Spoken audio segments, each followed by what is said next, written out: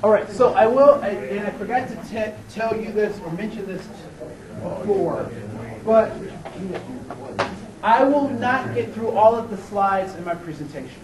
So I just want to warn you about that. I think there's 84 slides. So I will not be getting to all of those slides today. However, I certainly will come back another day, and I will also make this available to you online. So you can click through stuff, and I have some helpful tools on how to work with other cultures and stuff. What are taboos? What are some things you shouldn't say or do, or that kind of stuff.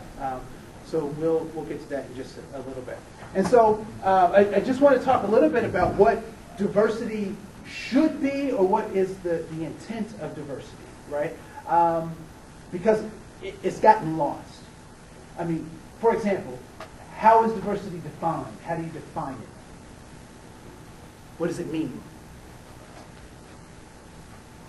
How different? It means different. It means what?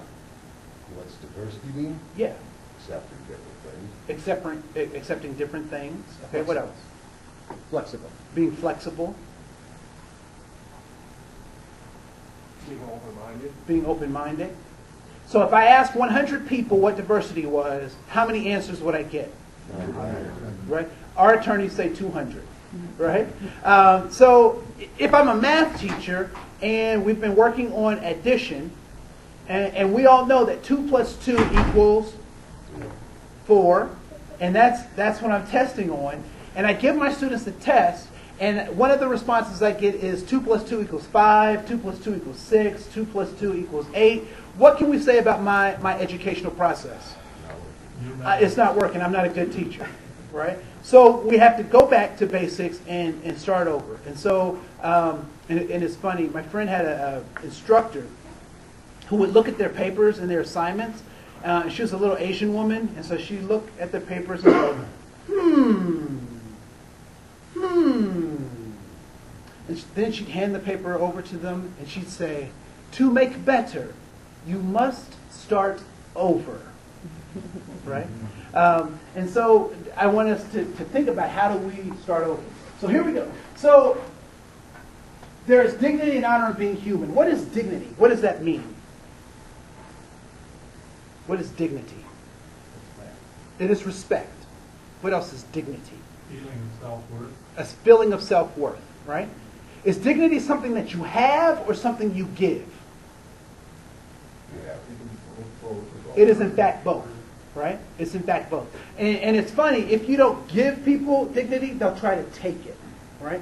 I don't know if this happens to you, but it happens to me often, where I'm at a stop sign or a stoplight, and there's a group of teenagers at the intersection, and you would think with their youth and how beautiful they are, that they might be able to cross the street a little bit faster, right?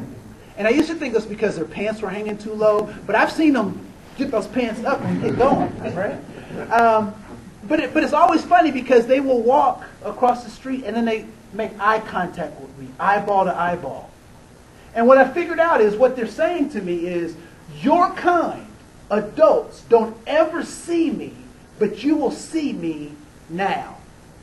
What they don't understand, though, is that I don't have any points on my license and really good car insurance. Right? But if you don't give people dignity, they try to take it. All right? And what is honor? What is honor? It is respect. How is honor different than just respect? A belief, okay. Who in our society have we said we will honor, we will give honor to? People that have done great things, self-sacrifice. People who have self-sacrificed, people who have done great things, right? We said that we'll give honor to servicemen and women who fight on our behalf. We said we'll give honor to senior citizens because they came from humble beginnings to create whatever status that they had. We'll give respect and honor to our parents because they have done things for us that we could not do for ourselves. And so honor is respect at a high level. All right? So respect at a high level. So there's dignity and honor in being human. Please raise your hand if you can answer these two questions with a yes.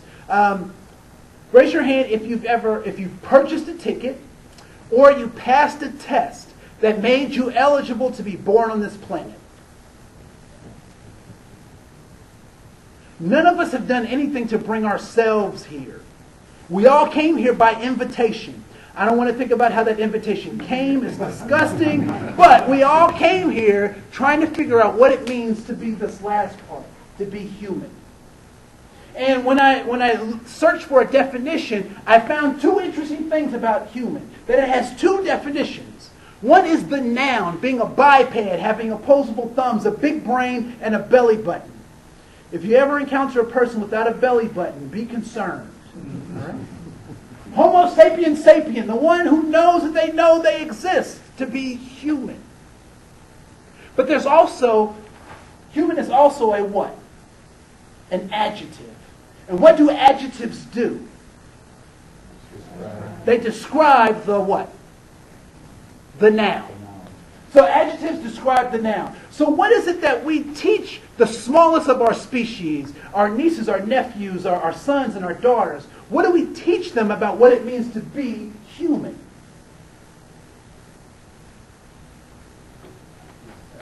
We teach them respect. And to be respectful, what else do we teach them? We teach them what kind of behaviors? Positive and negative behaviors. So they watch us, they mimic what we do. What else? We teach them about honesty, values, compassion. Ultimately, we try to teach them about love, right? And life. Those are the things that we try to teach. So there's dignity and honor in being human. And so another part of my premise is that you, wherever you are in your walk, in your self-discovery, it is not your fault, but it is your responsibility. All right? So we're going to do another activity, if you don't mind.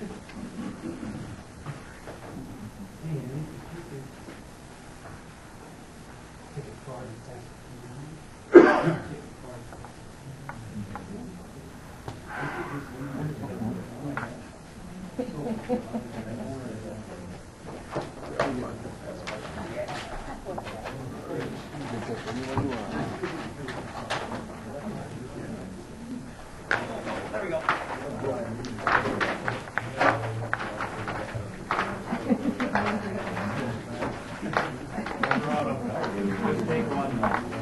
One more.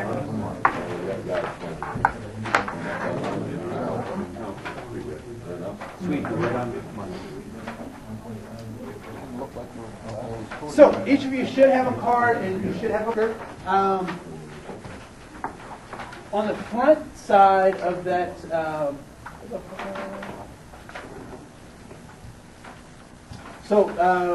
what I learned growing up is the front side. On the back side, what you'll see is that there are categories across the top of different groups of people.